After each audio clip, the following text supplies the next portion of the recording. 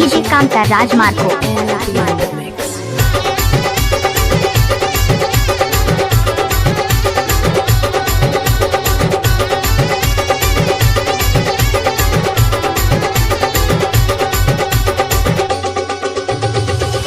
काजल सिर्फ हमार प्यारा, ठीक ना।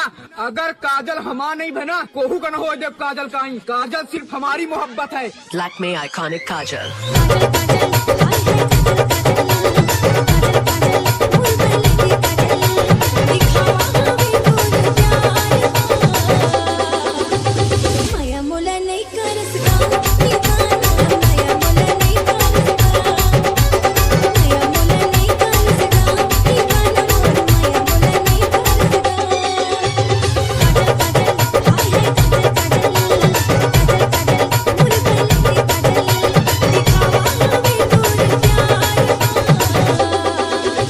डीजे कांता राज।